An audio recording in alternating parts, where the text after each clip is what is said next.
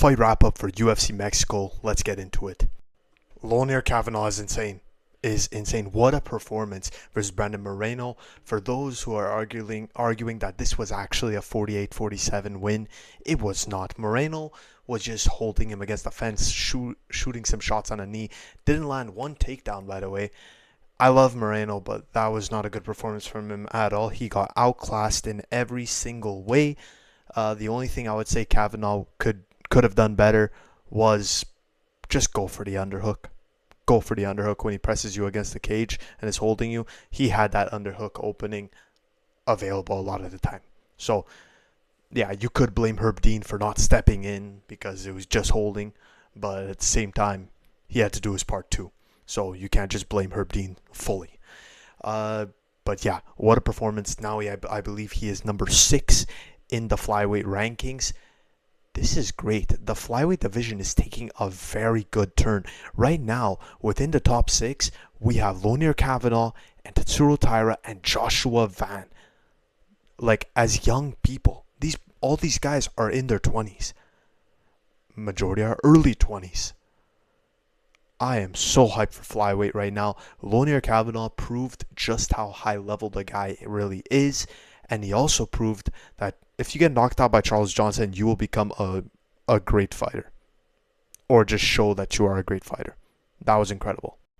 As for Brandon Moreno and what's next, I say they just rebook him versus Asuam Abayev. It sucks to hear Moreno losing. But at the same time, I guess it was good for the division as Moreno is an amazing fighter. And the fact that he will be sitting now probably at the 7th slot. Wow, flyweight is getting deeper and deeper as a division. But yeah, I would rebook Asuam Abayev versus him. It's a very winnable fight for Moreno. Or Asuam Abayev could show just how good he is. Who knows? But that's a fight to make next. Rodriguez had a crazy comeback over Borjas. Wow, he got knocked down and looked like he was going to get knocked out in that first round. Gets a takedown, holds the guy down for the rest of the round, which is fine when you're about to get knocked on your ass. In the second round, comes into that round and puts out Borjas. Wow. That was comeback of 2026 so far. Remember, we're only 2 months in, but wow. That's all I have to say. Wow. Let's get into the next one. The last thing I really want to talk about is Chito Vera. He has not won since 2023 now. It's not looking good for him. I really hope the UFC do not cut him.